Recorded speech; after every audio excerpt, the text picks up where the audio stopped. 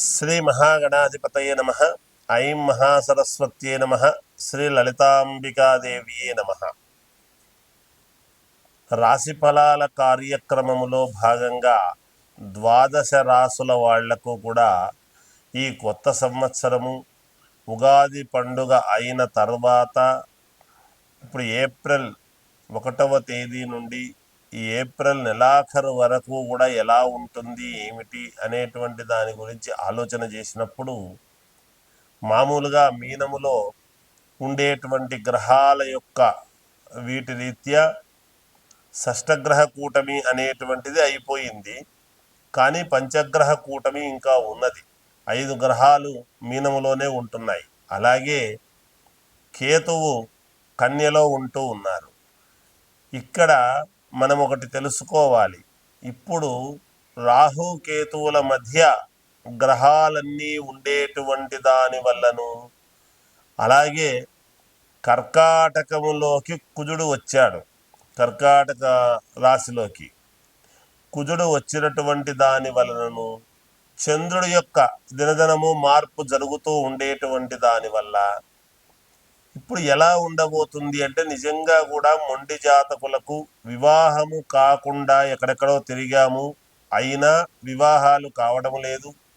అలాగే ఉద్యోగములో ఉన్నతమైనటువంటి అనుకూలతలు కలగటము లేదు అనేటువంటి వాళ్లకు. ఎందుకు ఆ మాట అంటున్నానంటే కుజుడు వాక్కు, విత్తము, కుటుంబం ఇవన్నీ కూడా అనుకూలించేటువంటి దానికి. సంతానము కావాలి అని అనుకునేటువంటి వాళ్లకు సంతానము కోసమును కుజుడు యొక్క ప్రభావమే కదా. అందుకని ఎవరెవరికైతే కుజదోషాలు లేదా కాలసర్ప దోషాలు అనేటువంటివి ఉంటాయో, ఈ 12 రకాల కాలసర్ప దోషాలు ఏవైతే ఉండబోతూ ఉన్నాయో, రాసులు ఫలానా రాశి అయి ఉండవచ్చును, కానీ ఇప్పుడు పంచాంగం రీత్యా అసలు ముందు రాహుకేతువుల మధ్య గ్రహాలన్నీ ఉంటున్నాయి.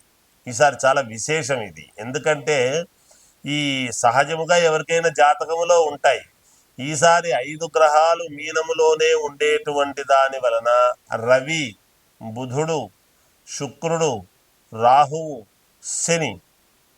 శని మార్పు కూడా జరిగినది కదా. ఎప్పుడైతే కుంభంలోకి నుంచి మీనములోకి వచ్చేసాడో శని మార్పు జరిగినటువంటి దాని వల్ల కూడా, అందువల్లనే అన్నీ కూడా కాలసర్ప దోషములాగా ఏర్పడబోతూ ఉన్నాయి. అలా దీన్ని కాలసర్ప దోషం, రాహుకేతువుల మధ్య ఉండేటువంటి గ్రహస్థితులను కాలసర్ప దోషానికి సూచన. ఇటువంటి సమయాల్లో గనక ఎవరికైతే నిజంగా కూడా ఎవరెవరి జాతకాల్లో కాలసర్ప దోషాలు ఉంటాయో, లేదా వివాహము కావాలి అనుకునేటువంటి వాళ్లకు, సంతానము కావాలనుకునేటువంటి వాళ్లకు, లేదా డబ్బులు అప్పులు ఇచ్చి రావాలి అనుకునేటువంటి వాళ్లకు కానీ, మామూలుగా ఫైనాన్స్ డిపార్ట్మెంట్ వ్యవహారాల్లో ఉండేటువంటి వాళ్లకు కానీ, ఏదైనా ఉదయం లేచినప్పటి నుంచి బిజినెస్ వ్యాపారాలు డబ్బుతోనే కదా జరుగుతాయి. కాబట్టి ఇది ఒకరికి అని కాదు, అన్ని రకాల వారికి పనిచేస్తుంది. అందుకని ఎవరెవరి జాతకములో అయితే తీవ్రమైనటువంటి ఇబ్బందులు ఉంటాయో, మొండిగా ఉండేటువంటి జాతకాలు ఎవరైతే ఉంటాయో వాళ్ళవి ఒక్కసారిగా ఇటువంటి సమయాల్లో గనక చేసుకుంటే, ఏది పరిహారాలు అనేటువంటివి గనక ఎప్పుడైతే చేసుకుంటారో శీఘ్రముగా ఫలితాలు రావటానికి అనుకూలవంతముగా ఉంటాయి. నిజానికి ఈ సంవత్సరము అందరికీ చాలా అనుకూలవంతముగా ఉంది.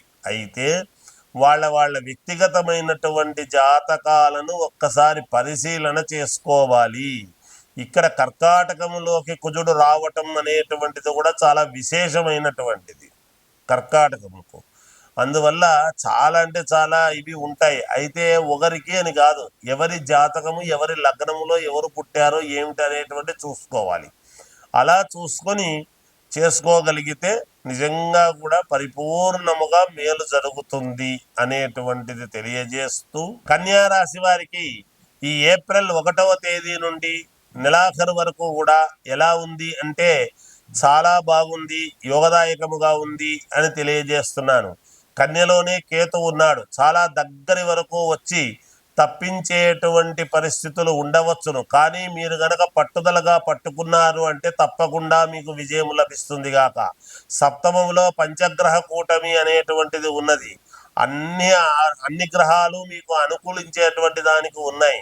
మీరు ఇంట్లో కూర్చొని నాకు రాలేదే అంటే ఏవి రావు. మీరు బయటికి తిరగండి, పని ఉండినా లేకపోయినా బయటికి వెళ్ళండి. తప్పకుండా మీకు ఈ నెల చాలా అనుకూలవంతముగా ఉన్నది. మీకు లోన్లు వచ్చే అవకాశం ఉన్నది.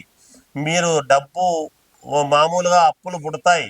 మీరు ఒక పని చెయ్యాలి అనుకున్నప్పుడు ప్రారంభం చెయ్యండి. మీ దగ్గర రూపాయి లేకపోయినా ప్రారంభం అంటూ చేశారు అంటే ఒకటి కావాలి అని, దానికి అదంతకదే ఎలా రావాలనో అలా వస్తుంది గాక.